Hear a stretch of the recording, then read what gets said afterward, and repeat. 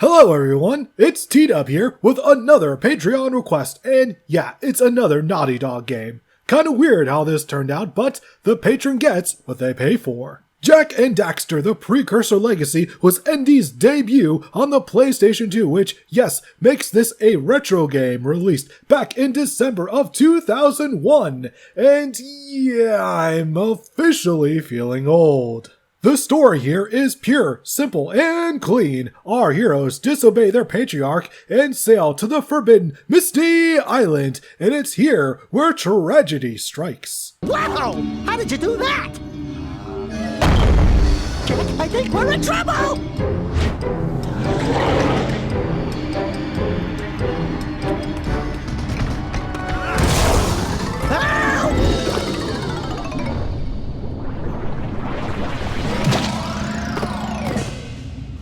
Man, that stung!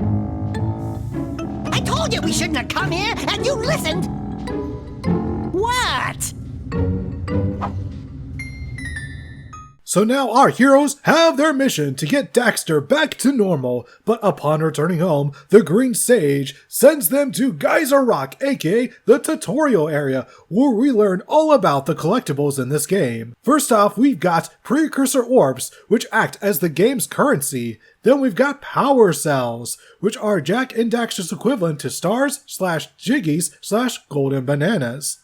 Then there are the Scoutflies, aka legally distinct red coins, except instead of 8 per level, there are 7. On a gameplay front, things are pretty basic, but effective as well. Circle spins Jak around a la Crash Bandicoot, square punches, X jumps, triangle goes into first person, etc, etc. I am almost certain that most of this is standard fare for those that have played enough collect-a-thons. As far as aesthetics are concerned, Jak and Daxter definitely looks dated, but that's mostly due to the pixel count than the art style. Had Naughty Dog tried to go for a more realistic look, then I doubt this game would look actually any good at all, really. Instead, we've got a cartoony look with animation and dialogue to fit that bill. Once again, this was a smart decision. If you don't have the tech or budget to go super realistic, then why try? With all that said, let's take a look at the journey of this game to see how well it holds up, shall we?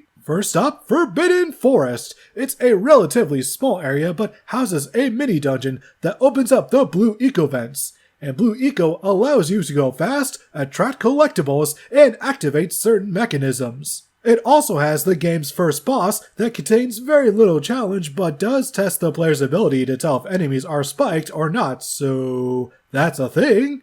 The forest also has the first minigame wherein you must collect 200 pounds of fish with a net with the added stipulation of only being able to miss 20 pounds, and if you collect just one eel, then it's game over! This is RNG hell, and on top of that, it gatekeeps an entire level. Suffice to say, me no likey. Steady boy.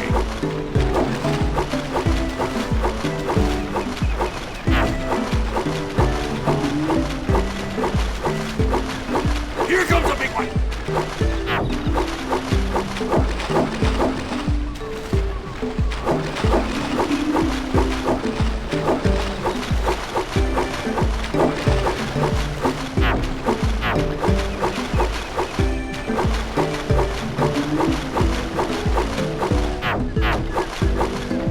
Your sails are sagging in the wind, boy.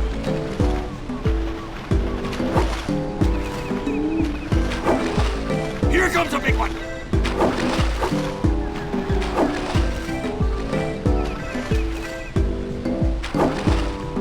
Your sails are sagging in the wind. Hold steady. You're almost there.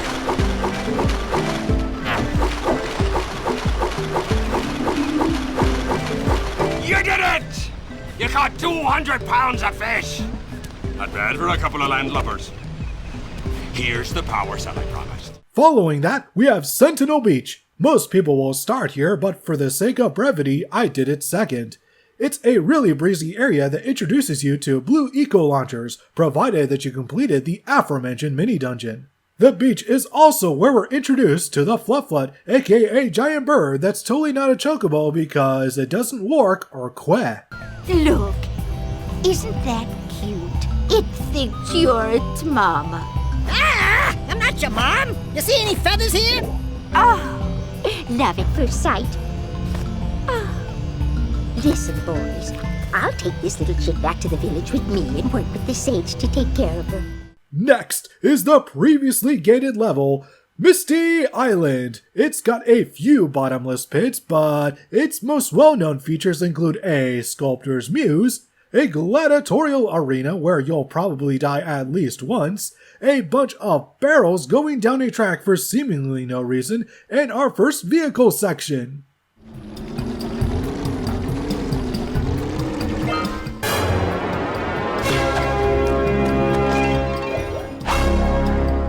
Misty Island definitely raises the difficulty to be sure, but it isn't a spike, which I always appreciate. After getting enough power cells, we're off to our first mandatory vehicle section, where we must navigate a lava path and hit air balloons to cool our hoverbike before it explodes.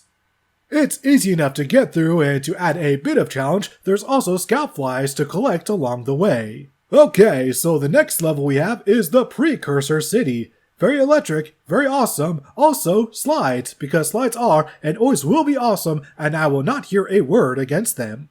The part where the Dark Eagle rises, however, can suck it. Next is the Precursor Basin, which is our level dedicated 100% to the hoverbike, so if you like how it controls, then this is the level for you.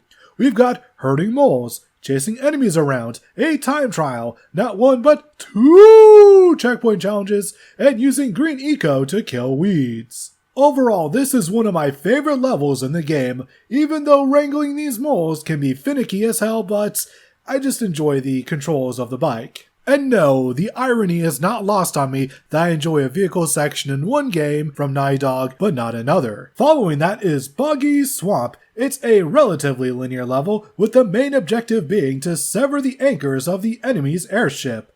On top of that, we've got our one and only Flut section. We've also got horde battles, and our second and final minigame, a tower defense game using our first-person shooting. The minigame is much easier than the first as long as you never stop firing at the rats. Whatever you do, never stop firing. Do that and you'll be golden.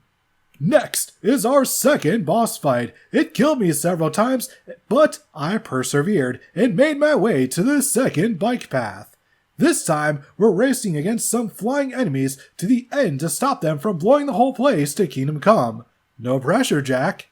After that, I just go around and collect power cells from locals by trading them 90 orbs each, and after that's exhausted, I finally make my way to some Precursor statues and trade 120 orbs for each power cell. And I gotta say, that is some really high price hike. And with all of that done, we can either go straight to the end or continue collecting power cells. No, really, by collecting as much as I did, Jak And Daxter gives you enough leeway to just go to the final area and skip not one, but 2 entire levels. So obviously I skip them because A, I am lazy, B, I like my playthroughs to be relatively brief, and C, gotta save the hard drive space wherever I can. But before we can enter the final area, the Citadel, we must have one final bike path to finish, and this one is quite a doozy. You know you're in the endgame when they start throwing in checkpoints.